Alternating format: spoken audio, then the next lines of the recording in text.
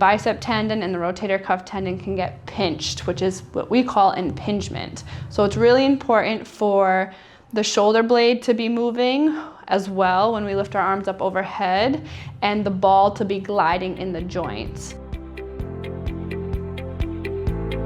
Hi everyone, Dr. Amanda Zariello from Restore Physical Therapy in Cranston, and today I'm going to talk to you about shoulder impingement.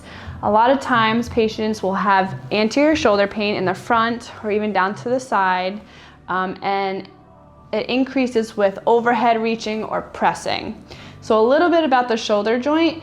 It's a ball and socket joint and similar to the hip, but it's a joint that is not very stable. It's a very mobile joint, so it has a lot of range of motion, but it really relies on tendons, ligaments, and muscles to stabilize the joint. And oftentimes, when we lift our arm up overhead or we're pressing overhead, the ball is not moving and gliding in the joint as effectively as it should, which causes impingement of those rotator cuff tendons. So here's the ball, here's the socket. It's like a baseball glove, and the ball is in there. Now, if we lift our arm up, as we lift our arm up, this ball should glide down. And what happens is when it's tight or weak or it's not working together, you lift your arm up and it's jamming to the top. There's not a lot of space where those tendons insert, and so if the mechanics aren't gliding, if the joint isn't gliding and moving the way it should, then the bicep tendon and the rotator cuff tendon can get pinched, which is what we call impingement. So it's really important for the shoulder blade to be moving as well when we lift our arms up overhead, and the ball to be gliding in the joints.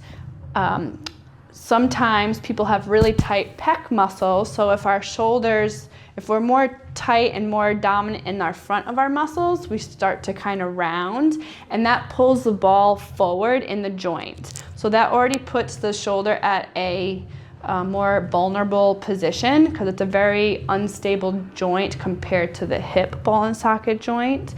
So we want the ball to sit in a particular position in the shoulder, especially during overhead pressing and and push-ups or bench pressing. So the pec muscle is one of the muscles that you want to create length and space in.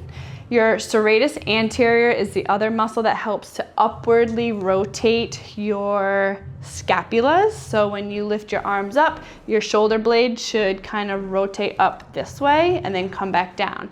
If those bones aren't rotating up, then that can increase your chances of getting pinching in that shoulder. And the third component is your rotator cuff. So your rotator cuff muscle basically creates a downward force of that ball and socket joint. So as you lift your arm up, the rotator cuff pulls the ball down. So if it's not activated, you have your upper trap and your deltoid, these bigger muscles that create an upward force on your shoulder, on that ball. And if those are dominating you in your shoulder range of motion exercises or movements, and the rotator cuff isn't helping you, you're gonna have an imbalance, which is also gonna lead to that compression and decreasing that space in the shoulder.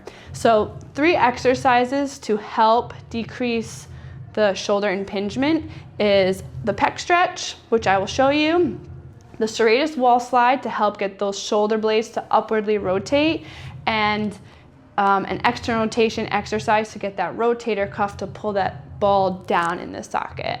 So when it comes to decreasing your shoulder pain and decreasing pinching or impingement, especially with overhead motions or pressing, you want to think about the position of the ball in the socket and how all the bones are working together and all the muscles are working together in those motions. So it's not just one issue, it's usually how everything is kind of tying together.